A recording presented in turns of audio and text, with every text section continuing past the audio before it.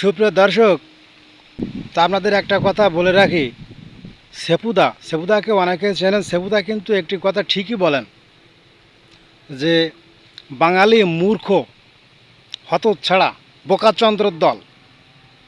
কেন বলে জানেন? এই সমস্ত কারণে কিন্তু এই কথাগুলো বলে। আমি সামান্য একটু তার উদাহরণ দিই আপনাদের, যে কেন আপনাদেরকে মূর্খ, ছোট লোক, অশিক্ষিত বলে তিনি শব্দ বোমা ফাটান।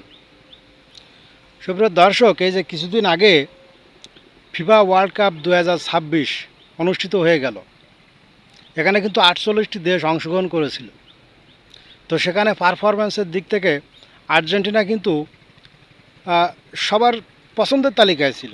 বিশেষ করে সেখানে পারফরম্যান্সের দিক থেকে কিন্তু আর্জেন্টিনা অন্য সকল দলের চেয়ে অনেক এগিয়ে ছিল।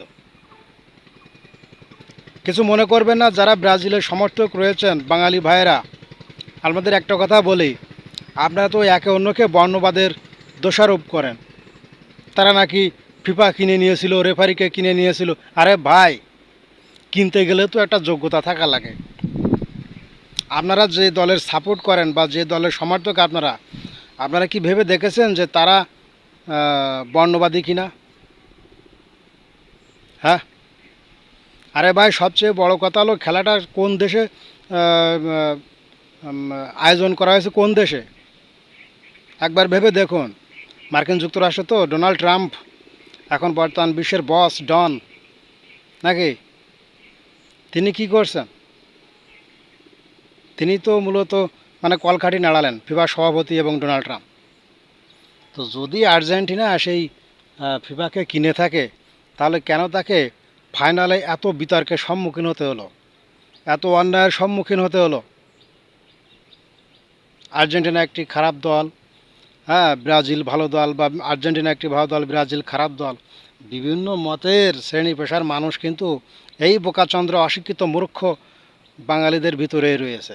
তা না হলে আপনারা একটা জিনিস ভেবে দেখবেন, যারা বুদ্ধিজীবী, সচেতন বা শিক্ষিত, স্বশিক্ষায় সুশিক্ষিত একটা যুদ্ধবাজ দেশ, তারা এত বিশ্বকাপের মতো বড় একটা আসর আয়োজন করেছে, যারা কিনা যুদ্ধে লিপ্ত, অসহায় শিশু, নারী, বাচ্চা এবং অসহায় মানুষকে নির্বিচারে গুলি করে হত্যা করছে, ক্ষেপণাস্ত্র দিয়ে মারছে। আর সেই সকল দেশে ফিফা ফুটবল খেলা হচ্ছে একটি শান্তির প্রতীক। খেলাটা কখন শুরু হয়েছিল বা কোন উদ্দেশ্যে খেলাটাকে আন্তর্জাতিক পর্যায়ে নিয়ে আসা হয়েছিল, এটা জানা উচিত। অতীতে যুদ্ধ বন্ধের জন্য কিন্তু এই খেলাটি প্রচলন করা হয়, যে খেলার মাধ্যমে শান্তি আসতে পারে। অস্ত্র দিয়ে মারামারি, হানাহানি, কাটাকাটি, রক্তারক্তি নয়, খেলার মাধ্যমেই জয় পরাজয় নির্ণয় হবে। তো সেখানে কি হচ্ছে? খেলার ভিতরে রাজনীতি। ট্রাম্পের এক ফোনে রেড কার্ড স্থগিত, ট্রাম্পের একটি ফোনে বিশ্বকাপ মুখের হাতে তুলিয়ে দাও, স্পেনে জায়গা দাও, সেখানে দাঁড়িয়ে আমি ইসরায়েলের সঙ্গে যুদ্ধ করব, আর্জেন্টিনার ফকল্যান্ড দাও, তাহলে বিশ্বকাপ তাকে হবে, তাই না? এই যে বিভিন্ন বিষয়গুলো দেখেন, সোশ্যাল মিডিয়ায় কিন্তু অহরহ এই ধরনের নিউজ প্রচার হচ্ছে। তো একটা জিনিস কি জানেন, যে কিছু না ঘটলে কিন্তু কিছু রটে না। আবার অনেকে বলছে যে খেলোয়াড়দেরকে জিম্মি করা হয়েছিল, আর্জেন্টিনার বা প্লেয়ারদেরকে জিম্মি করা হয়েছিল, বা ফাইনালের আগে তাদের সঙ্গে একটি ডিল হয়েছিল, এরকম। আরে ভাই, বিষয়টা বোঝেন খুব ভালো করে। ফিফার মুখে তো চুনকালি দিয়ে দিয়েছে। আমার তো মনে হয় যে ফিফা না থাকলেই ভালো হয়। যে ফিফা শান্তি আনতে পারে না, যে ফিফা দুর্নীতিগ্রস্ত, সেটা রেখে কী লাভ? শুধু শুধু ব্যবসা, জুয়া, ফান, এটা করো না ভাই। মানব জাতি আস্তে আস্তে কিন্তু ধ্বংসের দিকে আপনারাই ঠেলে দিচ্ছেন। যেখানে আপনারা মানব জাতিকে একটি সঠিক জায়গায় নিয়ে যাবেন, একটি সত্য, সুন্দর, শান্তিপূর্ণ পথ দেখাবেন, সেখানেই কিন্তু আপনারা অরাজকতা তৈরি করছেন। এই যে কোটি কোটি ফুটবলপ্রেমী ভক্ত দর্শকদের সেন্টিমেন্ট নিয়ে, তাদের আবেগকে নিয়ে খেলা করলেন, এটা কিন্তু আসলেই কাম্য ছিল না। এবং একটা কথা আমি ব্যক্তিগতভাবে আপনাদেরকে জানিয়ে দিতে চাই, যে এবারে 2026 সালে যে ফিফা ওয়ার্ল্ড কাপ টুর্নামেন্ট যে আয়োজনটা, এটা কিন্তু আমার মনে হয় পৃথিবীর ইতিহাসে সবচাইতে নিকৃষ্ট এবং কলঙ্কিত একটি অধ্যায় হয়ে থাকবে ফুটবলের ইতিহাসে। তো দর্শক, আমি বেশি কিছু বলবো না, সামান্য কথা দিয়ে আপনাদেরকে বোঝানোর চেষ্টা করেছি।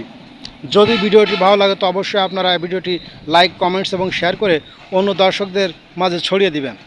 পরিশেষে একটি কথাই বলতে চাই যে দেখুন, আজকে 48টা দেশের ভিতরে আর্জেন্টিনা যতই খারাপ হোক না কেন, 48টা দেশের ভিতরে খেলে তারা কিন্তু ফাইনাল নিশ্চিত করেছে ভাই। আর মেসিকে নিয়ে কটাক্ষ করার আগে তার পারফরম্যান্স, তার যে ক্যাটাগরি, তার যে অর্জনগুলো একটু বিচার বিশ্লেষণ করে আসবেন। আমার মনে হয় তিনি পেলে ম্যারাডোনাকেও ছাড়িয়ে গিয়েছেন। সুতরাং দেখুন, তিনি একজন আইকন। আর আপনি যে তার সমালোচনা করবেন, আপনি তার সমকক্ষও না। সমালোচনা তারই সাজে যে কিনা সমালোচক ওই ব্যক্তির সমকক্ষ হতে পেরেছে।